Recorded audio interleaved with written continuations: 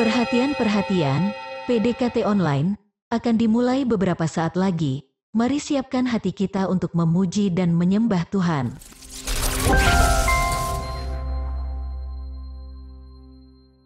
Shalom, Sobat DC Ministry yang dikasihi Tuhan Yesus. Puji syukur kepada Tuhan kalau hari ini kita bisa kembali berjumpa dalam PDKT Online dalam kondisi yang baik tanpa kekurangan sesuatu apapun. Di dalam hidup ada kalanya kita merasa kuat, penuh semangat, dan diberkati. Tetapi ada kalanya juga kita merasa lelah, capek, dan penuh pergumulan. Bagaimana dengan kabar kondisi saudara di hari ini?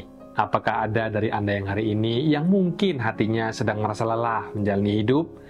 Atau bisa jadi sedang merasa kecewa karena merasa dihianati oleh orang-orang yang selama ini ada di sekeliling Anda? Apapun kondisi hatimu hari ini, saya ingin berkata, Anda tidak sendirian. Tetaplah semangat dan jangan tawar hati, sebab firman Tuhan dalam 1 Korintus 10 ayat yang ke-13 berkata, pencobaan-pencobaan yang kamu alami ialah pencobaan biasa yang tidak melebihi kekuatan manusia. Katakan amin. Hari ini saya rindu untuk mengajak kita semua untuk belajar dari firman Tuhan tentang solusi bagi hati yang sedang lelah dan hampir menyerah. Namun sebelum kita lanjut untuk sharing firman Tuhan pada hari ini, seperti biasa, mari kita terlebih dahulu bersatu di dalam doa. Tuhan Yesus yang baik, terima kasih buat kasih dan anugerah-Mu yang selalu baru bagi kami. Sebentar kami akan mendengarkan firman yang dibawakan oleh hamba-Mu. Sampaikanlah sabda-Mu ya Tuhan, jamahlah setiap hati kami yang mendengar. Di dalam nama Tuhan Yesus, mari kita yang percaya dan berdoa bersama kita katakan, amin. Shalom, menyapa kembali Bapak Ibu, Saudara-saudariku, Sobat DC Ministry dimanapun berada. Allah kita adalah Allah yang setia, bahkan di saat kita seringkali tidak setia. Karena itu, jangan biarkan hati kita putus asa, kecewa, maupun tawar hati.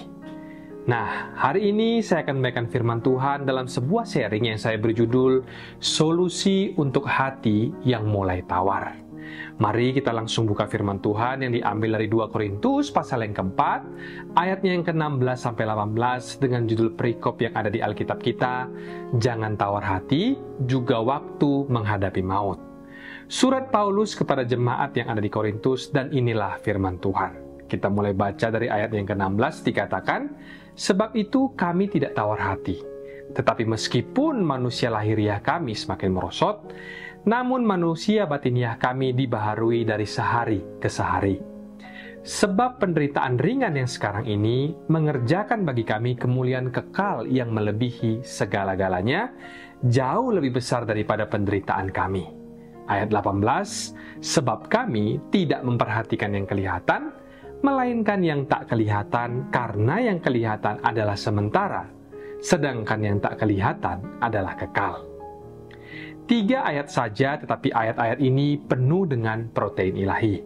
Dimulai dari ayat yang ke-16 dikatakan di sana, sebab itu kami tidak tawar hati. Yang dimaksud dengan kata kami di sini tentu saja Paulus dan juga rekan-rekannya. Dikala itu Paulus mengelilingi banyak tempat untuk memberitakan Injil. Dan bagi kita yang sudah pernah membaca Alkitab, tentunya tidak asing bagi kita kalau Paulus ini hidupnya tidak pernah lepas dari yang namanya masalah. Bahkan karena dia adalah seorang hamba Tuhan, justru tantangan dan penderitaan itu semakin besar.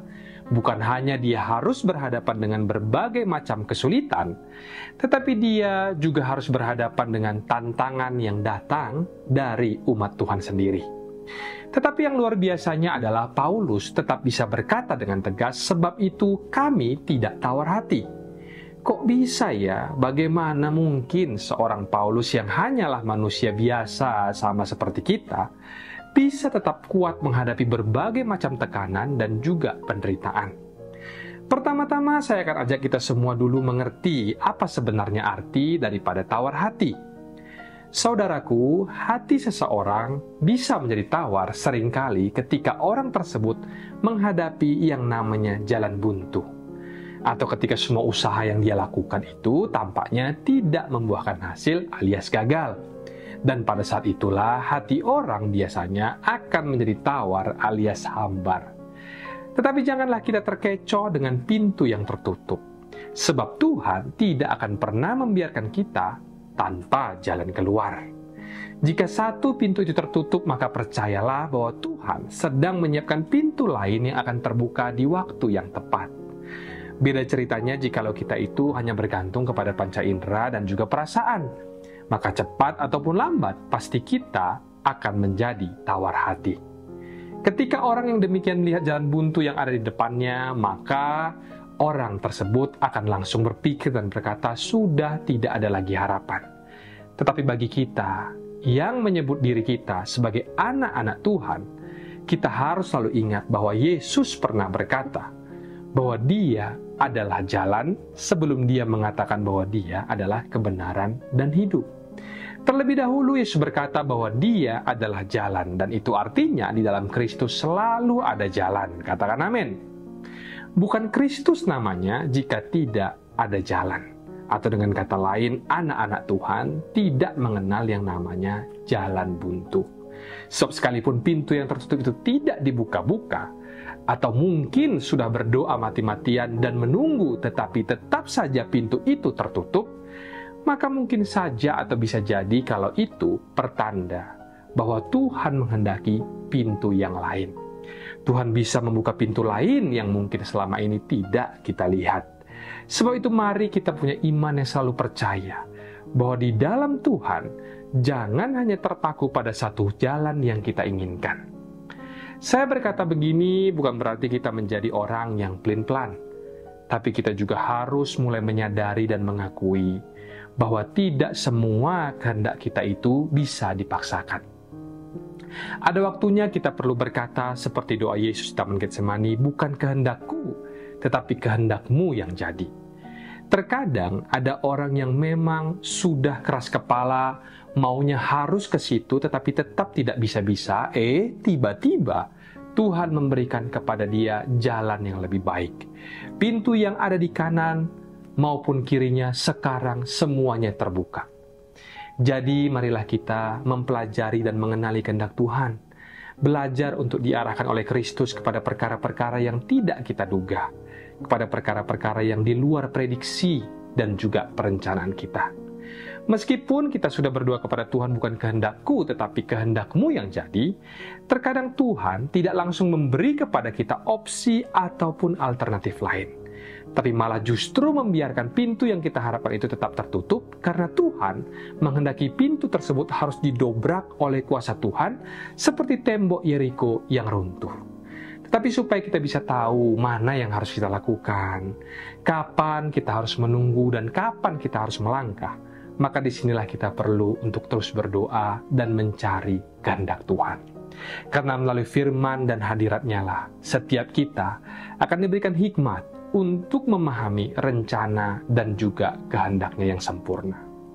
Jadi kalau ada dari kita yang hari ini sedang melihat sebuah pintu itu terkunci, atau melihat perkara yang sama itu sedang datang bertubi-tubi alias tidak pergi, membuat seolah-olah kita berputar-putar di padang gurun, mari saya mau ajak kita untuk kembali memperhatikan apa yang Paulus ajarkan pada kita dalam 2 Korintus 4 ayat yang ke-16.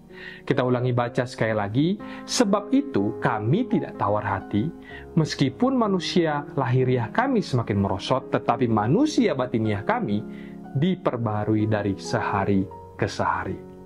Kuncinya itu ada dalam kalimat memperbarui manusia batiniah kami dari sehari ke sehari. Jadi supaya kita tidak gampang tawar hati, maka kita perlu untuk memperbarui hati kita itu setiap hari melalui doa dan juga firman Tuhan. Tidak ada orang yang sungguh-sungguh datang berdoa kepada Tuhan, mereka akan tetap menjadi lemah. Yang ada ketika keluar dari ruang doanya, orang yang berdoa dengan sungguh-sungguh kepada Tuhan pasti akan memperoleh kekuatan yang baru. Mungkin tidak langsung sehabis orang itu berdoa seketika itu juga terjadi mujizat. Tetapi yang pasti Tuhan akan memberikan kepada orang tersebut iman untuk tetap percaya. Karena kita punya Tuhan dan Juru Selamat yang sangat-sangat mengerti apa yang hari-hari ini kita lalui. Bukankah Tuhan sendiri yang berkata, dalam dunia kamu akan mengalami berbagai macam pencobaan, tetapi kuatkanlah hatimu, aku telah mengalahkan dunia. Yesus telah mengalami segala pencobaan seperti kita, dan Dia sudah menang.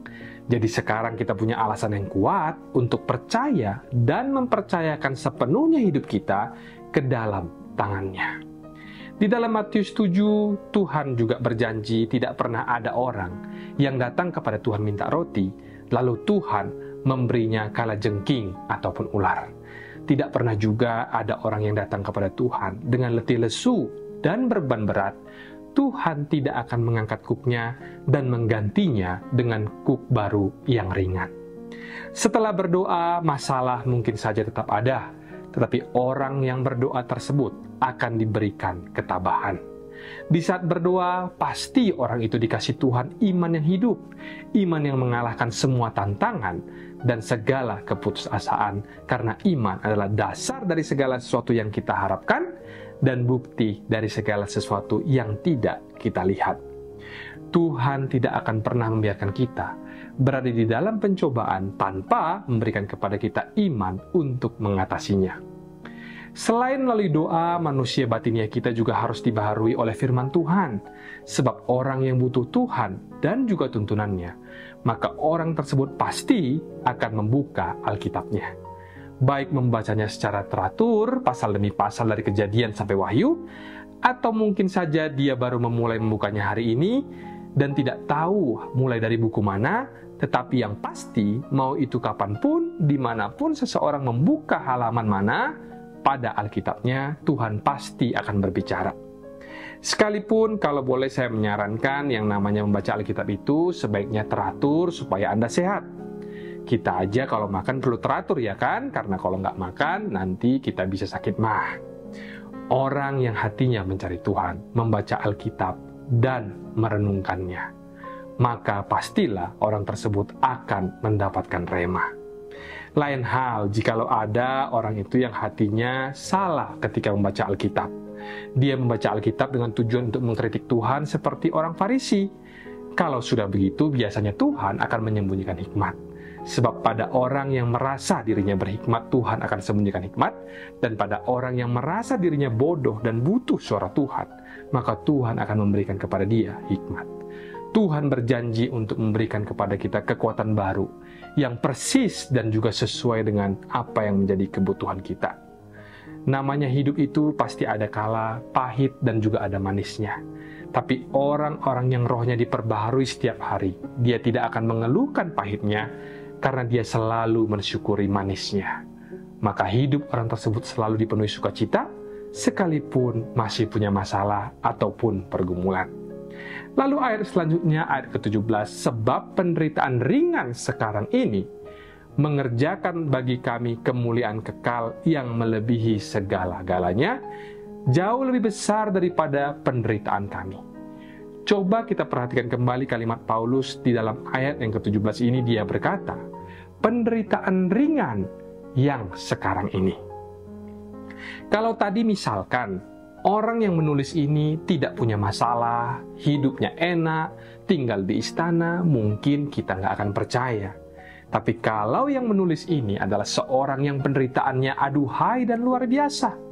Paulus ini kan sebelumnya pernah mengalami kapal karam, bolak-balik di penjara, dihianati oleh rekan pelayanannya, bahkan disalah mengerti oleh gereja yang dia dirikan sendiri.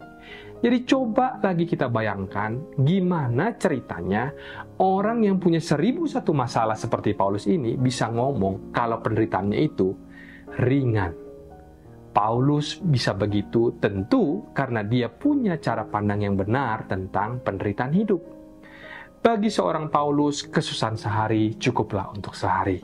Seperti yang Yesus katakan dalam Matius 6 ayat 34. Yesus menyuruh kita berpikir begini bukan berarti kalau hidup itu bukanlah tanpa perencanaan, bukan saudaraku. Tetapi kalau sudah bicara yang namanya soal hati yang berhubungan dengan realita kehidupan atau cara kita menghadapi hidup, saya rasa setiap kita itu harus memperbarui hati kita setiap hari. Ada kalanya kalau kita sedang merasa capek ataupun lelah karena kesibukan, Dengan tidur atau istirahat yang cukup, kita bisa kembali pulih seperti sedia kala. Namun tidak semua yang namanya beban hidup itu bisa selesai hanya dengan tidur. Sebab ada kalanya beban-beban hidup tertentu itu hanya bisa kita letakkan dan selesaikan di dalam hadirat Tuhan. Sebagai contoh, kekhawatiran akan masa depan, perasaan tertuduh, overthinking, dan lain sebagainya. Untuk masalah-masalah yang begini tentu tidak akan selesai hanya dengan tidur, tetapi hanya bisa diatasi dengan berserah penuh kepada Tuhan di dalam doa. Paulus mengatakan penderitaan ringan yang sekarang ini. Belajarlah untuk mulai berpikir bahwa kesusahan sehari cukuplah untuk sehari. Sebab kekhawatiran itu tidak akan menambah sehasta pun di dalam hidup kita. Dan percayalah bahwa penderitaan itu pasti ada tanggal kadaluarsanya. Paulus di sini mengajarkan kepada kita untuk melihat penderitaan di dalam perspektif yang benar. Tidak sedikit dari kita yang hari-hari ini belief system atau sistem kepercayaannya kepada Tuhan itu sedang kacau balau. Dikarenakan fokus kita itu hanya pada apa yang kelihatan. Kita lebih terpengaruh kepada apa kata orang kebanding dengan firman dan juga janji-janji Tuhan. Itulah sebabnya kita harus membawa beban hidup kita itu ke dalam hadirat Tuhan. Karena orang yang bisa menyelesaikan beban hidupnya di hadapan Tuhan, maka dia pun akan bisa punya otoritas untuk berkata seperti Paulus, penderitaan ini ringan. Dia tahu bahwa kesusahan itu hanya berlaku untuk hari itu saja, dan kalaupun seandainya masalah ini belum selesai besok hari, dia tetap tenang karena dia akan menghadapinya bersama-sama dengan Yesus. Sebab hari demi hari Tuhan pasti akan memberikan rahmat dan kekuatan yang baru. Mari belajar untuk berserah penuh kepada Tuhan. Jika sudah mempunyai sikap hati yang seperti ini, maka tidak akan lagi yang namanya depresi, tidak akan lagi ada yang namanya putus asa, karena kita tahu Tuhan yang selalu pegang kendali. Selain itu, Paulus juga tidak hanya melihat penderitaannya sebagai sesuatu yang sementara, tetapi dia juga melihat manfaatnya secara rohani. Dia mengatakan, penderitaan ini mengerjakan bagi kami kemuliaan kekal yang melebihi segala-galanya. Ini bukanlah sekedar tentang bertahan di dalam penderitaan, tetapi di sini Paulus juga mengajak dan mengajarkan tentang bagaimana penderitaan itu bisa menghasilkan sesuatu yang bernilai kekal di dalam diri kita. Menurut saya ada satu hal yang lebih menyedihkan daripada penderitaan itu sendiri, yaitu ketika seseorang sedang menghadapi penderitaan itu tanpa kehadiran Tuhan.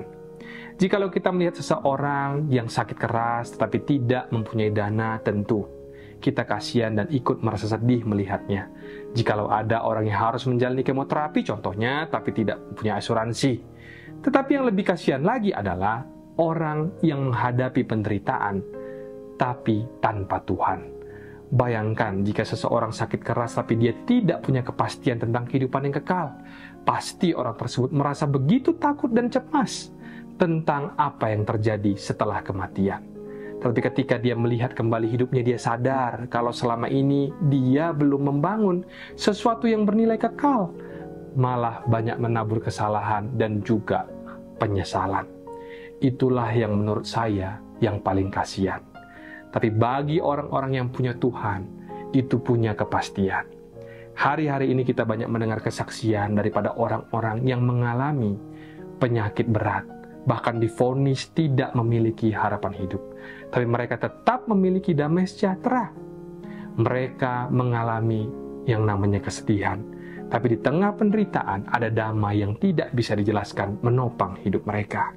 Ada keyakinan bahwa mereka akan masuk ke dalam kehidupan kekal bersama dengan Tuhan.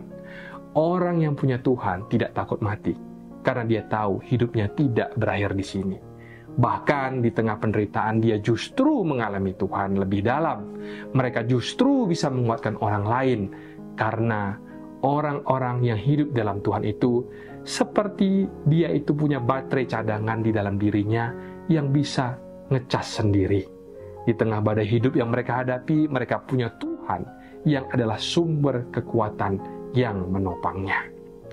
Banyak orang yang tawar hati dan kehilangan harapan ketika di dalam penderitaan itu terjadi karena mereka tidak punya iman yang kuat di dalam Tuhan, sehingga mereka merasa tertuduh dan berpikir bahwa Tuhan tidak menerima mereka.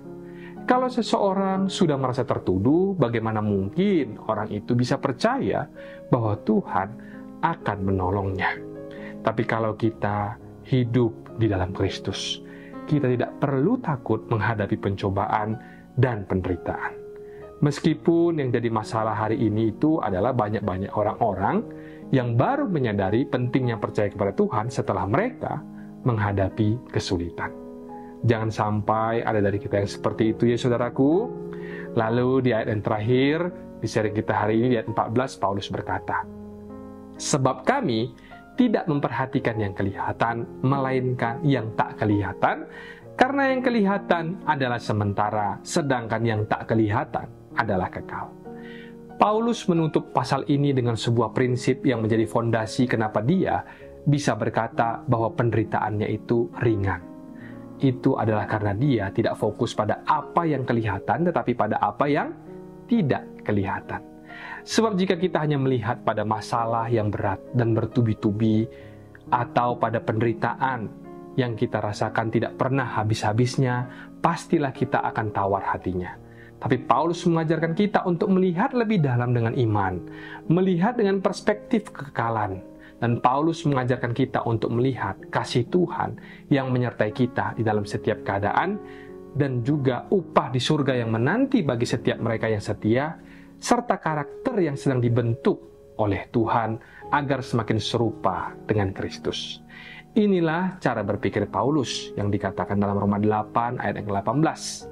"Sebab aku yakin bahwa penderitaan zaman sekarang ini tidak dapat dibandingkan dengan kemuliaan yang akan dinyatakan kepada kita." Penderitaan itu nyata, tetapi tidak sebanding dengan kemuliaan yang Tuhan sediakan bagi setiap kita.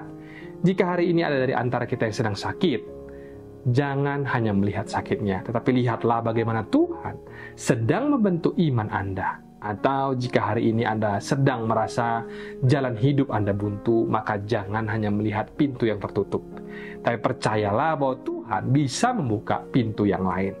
Mari kita belajar dari teladan Yesus, di mana Yesus menghadapi penderitaan di kayu salib, tapi dia tidak fokus pada rasa sakitnya. Dia fokus kepada kemuliaan yang akan datang, pada keselamatan kita yang akan digenapi. Dan itulah cara berpikir yang harus kita miliki sebagai orang-orang percaya. Saya rangkum ada 3 solusi bagi hati yang mulai tawar. Yang pertama, perbarui manusia batiniahmu setiap hari. Jangan biarkan hati kita kosong dan lemah. Isilah setiap hari dengan doa dan firman Tuhan. Sebab kekuatan kita tidak berasal dari diri kita sendiri, tetapi dari Tuhan. Ketika kita berdoa dan merenungkan firman Tuhan, maka iman kita kembali dikuatkan setiap hari. Seperti tubuh jasmani kita membutuhkan makanan, jiwa kita pun juga membutuhkan makanan rohani. 2. Kesukaan sehari adalah untuk sehari, dan setiap masalah itu pasti ada tanggal kadaluarsanya. Jangan terlalu khawatir dengan masa depan. Masalah yang kita hadapi sekarang tidak akan bertahan selamanya. Setiap masalah itu ada tanggal kadaluarsanya, dan percayalah bahwa Tuhan punya rencana untuk membawa kita keluar dari pencobaan ini. Poin yang ketiga, jangan hanya lihat yang sementara, fokuslah pada yang kekal. Jika kita hanya fokus pada masalah, kita akan menjadi tawar hati. Tapi kalau kita fokus pada apa yang Tuhan sedang kerjakan di balik setiap masalah maupun penderitaan kita, kita akan dikuatkan. Seperti Yesus yang menghadapi salib dengan mata tertuju kepada sukacita kekal di hadapannya, kita juga harus melihat penderitaan ini sebagai bagian dari rencana besar Tuhan atas hidup kita. Inilah 3 kunci kenapa Paulus bisa berkata, penderitaan ini ringan. Mari kita berlomba dalam satu gelanggang yang namanya kehidupan. Jangan tawar hati, saudaraku. Tetaplah percaya dan tetaplah berharap. Berjalan sama Tuhan dengan konsisten, langkah demi langkah, hari demi hari, dan jangan terburu-buru ataupun tergesa-gesa. Tetapi tetaplah setia, nanti kita akan melihat hidup ini akan terasa singkat. Waktu berjalan begitu cepat, setiap menit, setiap detik menjadi lebih berharga, sampai akhirnya kita juga bisa merasakan bahwa penderitaan dan pencobaan ini ternyata ringan karena kita konsisten berjalan bersama-sama dengan Tuhan. Cara pandang kita menjadi berubah, kekuatan kita bertambah, dan berkat Tuhan pun semakin melimpah di dalam hidup kita. Ada amin, saudaraku? Tetaplah setia, sebab di dalam Tuhan setiap langkah kecil yang kita ambil hari ini akan membawa kita kepada kemuliaan yang lebih besar. Demikian sharing hari ini. Mari kita tundukkan kepala, kita bersatu hati di dalam doa. Tuhan Yesus yang baik, terima kasih buat firman-Mu yang telah menguatkan kami. Kami percaya bahwa Engkau selalu hadir di tengah-tengah kehidupan kami, bahkan saat kami merasa lelah dan hampir menyerah. Tuhan, bantulah kami untuk melihat bahwa setiap pencobaan yang kami hadapi hari-hari ini dengan cara pandang-Mu. Kami percaya bahwa di dalam setiap masalah yang kami hadapi, Engkau pasti menyediakan jalan keluar. Karena Engkaulah Tuhan yang setia dan tidak pernah meninggalkan kami. Hari ini kami juga mau berdoa buat semua Sobat DC Ministry dimanapun mereka berada. Biarlah kasih setia Tuhan terus mengalir di dalam hidup setiap kami. Di dalam nama Tuhan Yesus, mari kita yang percaya dan berdoa bersama kita katakan, Amin. Mari kita buka hati dan angkat tangan kita untuk menerima berkat daripada Tuhan. Terimalah kiranya berkat dari Allah Bapa, cinta kasih Tuhan Yesus Kristus, penyertaan Allah Roh Kudus akan menyertai hidupmu mulai hari ini. Bahkan sampai kali yang kedua, Tuhan Yesus datang menjemput kita, namamu tercatat di dalam kitab kehidupan. Dalam nama Tuhan Yesus yang percaya dan berkati, katakan bersama, amin, amin, amin. Tuhan Yesus memberkati, shalom dan sampai jumpa.